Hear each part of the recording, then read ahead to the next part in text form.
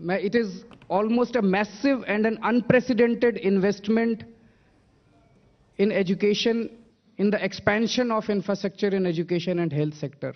इन दोनों क्षेत्रों में मुझे नहीं लगता कि आजादी के बाद से आज तक 70 साल में देश के किसी भी राज्य में, देश के किसी भी कोने में हेल्थ और एजुकेशन के सेक्टर में इतना जबरदस्त इन्वेस्टमेंट कभी भी किया गया होगा। और उसका कारण यह है that we believe in the people. हमें जनता पे विश्वास है, हमें भारतीयों पे विश्वास है। हमें यह लगता है कि अगर देश के लोगों को तैयार कर दिया गया तो वो देश को कहीं ना कहीं किसी ऊंचाई के ऊपर ले जा सकते हैं। हमारे ही देश के लोग जब फॉरेन कंट्रीज में जाते हैं तो वो बड़ा नाम कमाते हैं। किसी भी मल्टीनेशनल कंपनी को उठा के देख लीजिए, टॉप के ऊपर आपको भारत के लोग मिलेंगे। इसीलिए हमारी सरकार ने तय किया कि सबसे ज्यादा इन्वेस्टमेंट एजुकेशन के ऊपर करना है, हेल्थ के ऊपर करना है। अगर हमारे लोग तैयार हो गए तो ये लोग आगे बढ़ के देश का विकास करेंगे। हेल्थ के क्षेत्र में एक नया मॉडल तैयार करने की कोशिश की जा रही है। 3 टियर सिस्टम तैयार करने की कोशिश की जा रही है। 3 टियर सिस्टम को डिजाइन किया गया, उसको सोचा गया। कई सारे और राज्यों और देशों को स्टडी करने के बाद इस नतीजे पे पहुंचा गया कि ये 3 टियर सिस्टम होगा। सबसे नीचे हमारा है मोहल्ला क्लिनिक, उसके ऊपर है पॉली क्लिनिक और उसके ऊपर है super speciality and multi speciality hospitals. मोहल्ला क्लिनिक एक तरह से छोटी सी डिस्पेंसरी होती है, 2 कमरे की छोटी सी डिस्पेंसरी, लेकिन बहुत ही शानदार, बहुत ही खूबसूरत, air conditioned. It's like next door, गली के अंदर, हर मोहल्ले के अंदर एक मोहल्ला क्लिनिक होगा। 164 मोहल्ला क्लिनिक बन चुके हैं दिल्ली में। 786 मोहल्ला क्लिनिक्स की लैंड आइडेंटिफाई हो चुकी है और उनकी कंस्ट्रक्शन चालू होने जा रही है। और ये 786 मोहल्ला क्लिनिक भी कुछ महीनों के अंदर बनके तैयार हो जाएंगे। तो एक तरह से कुछ महीनों बाद हमारे 950 मोहल्ला क्लिनिक दिल्ली के अंदर तैयार होंगे। दिल्ली का क्षेत्रफल 1489 स्क्वायर किलोमीटर्स है, तो एक तरह से 1.5 स्क्वायर किलोमीटर्स के ऊपर आपको एक मोहल्ला क्लिनिक मिलेगा। तो एक तरह से 1.5 किलोमीटर अगर आप चलें तो आपको एक मोहल्ला क्लिनिक मिल जाएगा। तो एक मोहल्ला क्लिनिक, वॉकिंग डिस्टेंस के ऊपर एक मोहल्ला क्लिनिक होगा। मोहल्ला क्लिनिक में सारी दवाइयां फ्री हैं, 212 किस्म के टेस्ट फ्री हैं, सारा इलाज फ्री है, चाहे अमीर हो चाहे गरीब हो। नेक्स्ट, लेकिन मोहल्ला क्लिनिक में आप स्पेशलाइज्ड डॉक्टर्स नहीं है। मोहल्ला क्लिनिक के अंदर आपका एडमिशन नहीं होता। अगर आपको थोड़ी बड़ी बीमारी है तो आप पॉली क्लिनिक में जाएंगे। दिल्ली के अंदर 26 पॉली क्लिनिक खुल चुके हैं। 94 पॉली क्लिनिक्स की लोकेशंस आइडेंटिफाई हो चुकी हैं, जमीन आइडेंटिफाई हो चुकी है, पैसा सैंक्शन हो चुका है और उनकी भी कंस्ट्रक्शन बहुत जल्द चालू हो जाने वाली है। 120 पॉली क्लिनिक बन के कुछ महीनों के अंदर तैयार हो जाएंगे।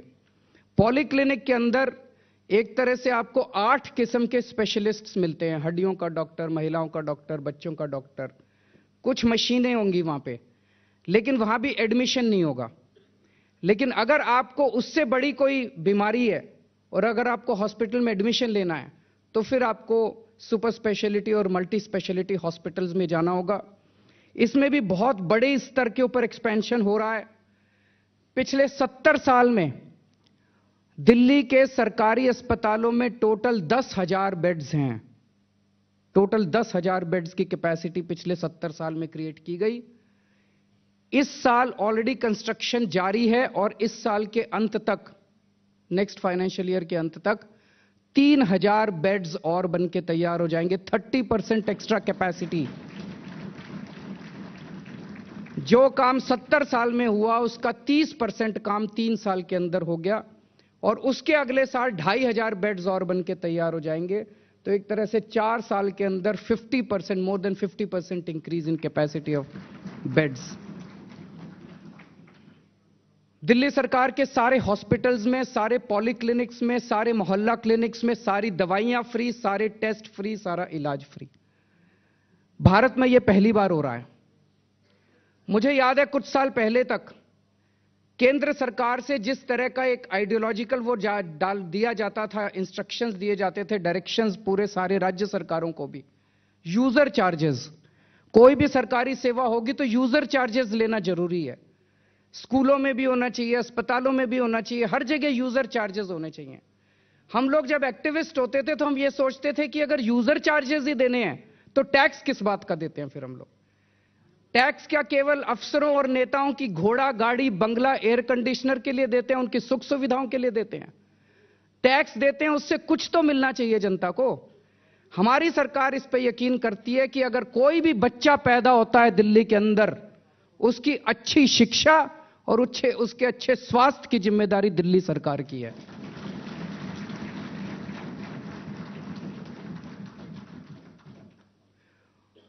तो इसीलिए सारे अस्पतालों के अंदर ये जो फ्री किया गया पूरे देश के अंदर, ये पहली बार हो रहा है। किसी भी और राज्य के अंदर सारे सरकारी अस्पतालों में सारा इलाज कहीं भी मुफ्त नहीं है। दिल्ली सरकार के अस्पतालों में सारा इलाज मुफ्त किया जा रहा है। लेकिन ये देखते हुए कि दिल्ली सरकार के अस्पतालों में भीड़ बहुत ज्यादा है, जब आप इलाज कराने जाते हैं डॉक्टर कहता है कि एमआरआई करानी पड़ेगी और एमआरआई की मशीन में लाइन बहुत लंबी लगी हुई है। आपको 6 महीने बाद की डेट दी जाती है, 6 महीने के अंदर तो मरीज ही नहीं बचेगा। तो दिल्ली सरकार ने एक तरह से टेम्पोरेरी मेजर है। हम चाहते हैं कि दिल्ली सरकार के अस्पतालों की खुद की कैपेसिटी इतनी बढ़ाई जाए कि आपको प्राइवेट अस्पतालों में जाने की जरूरत ना पड़े। हम प्राइवेट के खिलाफ नहीं हैं, लेकिन हम पैरेलल दिल्ली सरकार के अस्पतालों की क्वालिटी इतनी अच्छी करना चाहते हैं कि आपको जाने की जरूरत नहीं पड़े। तो जब तक लेकिन ये नहीं होता, हम लोगों ने स्कीम निकाली है कि अगर आप किसी सरकारी अस्पताल में जाते हैं और आपका तुरंत टेस्ट नहीं किया जाता तो 133 किस्म के रेडियोलॉजिकल टेस्ट हैं, एमआरआई है, सीटी स्कैन है, इस किस्म के 67 प्राइवेट लैब्स और हॉस्पिटल्स को एम्पैनल किया गया है। अगर आपको तुरंत टेस्ट नहीं होता, आप इन 67 लैब्स और अस्पतालों में जाके अपना टेस्ट करा लीजिए, महंगे से महंगा इलाज टेस्ट करा लीजिए। दिल्ली सरकार आपके पैसे देगी, आपको एक पैसा खर्च करने की जरूरत नहीं है।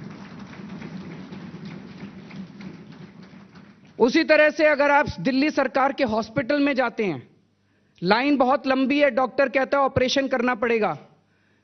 अगर डॉक्टर 1 महीने के अंदर की डेट नहीं देते तो आप 44 हॉस्पिटल्स एम्पैनल किए गए, इन 44 में से किसी भी हॉस्पिटल में चले जाइए, और ये 44 बेस्ट हॉस्पिटल्स हैं, इनमें से किसी भी प्राइवेट हॉस्पिटल में जाके आप अपनी सर्जरी करा लीजिए, आपको एक भी पैसा देने की जरूरत नहीं है, दिल्ली सरकार आपका पैसा देगी आपको फ्री में। इन सब कारणों की वजह से और पिछले 3 साल में जो बड़े स्तर पे हेल्थ सेक्टर में इन्वेस्टमेंट किया गया, बड़े स्तर पे हेल्थ सेक्टर में जो क्वालिटेटिव इंप्रूवमेंट आया, उस वजह से हमारी ओपीडी पिछले 2-3 सालों के अंदर जब हमारी सरकार बनी थी तो 3 करोड़ होती थी, आज ये बढ़ के 4 करोड़ हमारी ओपीडी दिल्ली सरकार के अस्पतालों में हो गई है।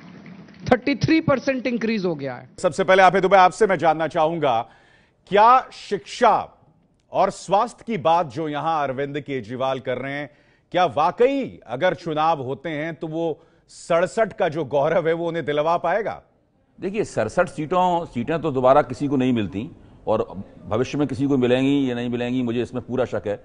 67 सीटें किसी को नहीं मिलेंगी। लेकिन आज जो स्थिति ये है कि आज सुबह ही मैंने एक सर्वे पढ़ा, जो ऑनलाइन सर्वे है, हिंदी के एक बहुत बड़े अखबार ने वो ऑनलाइन सर्वे कराया है, और वो सर्वे बताता है कि अभी भी 49 कुछ दिल्ली वाले आम आदमी पार्टी के कामकाज से संतुष्ट हैं, और बाकी असंतुष्टों का समर्थन जो है वो भारतीय जनता पार्टी और कांग्रेस के बीच में बटा हुआ है। मैं समझता हूं 3 साल बाद अगर आम आदमी पार्टी के पक्ष में इतने लोग हैं तो ये अपने आप में एक बड़ी उपलब्धि है। ठीक है। और मैं मानता हूं इस उपलब्धि के आधार में स्वास्थ्य और शिक्षा का काम है, जो बिजली है, पानी है, ये चीजें वो बहुत आप महत्वपूर्ण दो चीज मान रहे हैं। अमन, संक्षिप्त में जवाब दीजिए, क्या इसकी एक बहुत बड़ी वजह यह है? ये मैं सर्वे के आधार पर कह रहा हूं, मेरी राय नहीं है ये। आम आदमी पार्टी के पास अरविंद केजरीवाल जैसा एक चेहरा है, उस चेहरे के मुकाबले ना आपके पास है कोई, ना बीजेपी के पास है। स्थानीय नेता की मैं बात कर रहा हूं। देखिए, मैं नहीं मानता हूं। मुझे लगता है कि अल्टीमेटली जो सरकार की परफॉर्मेंस है उस पर लोग जो है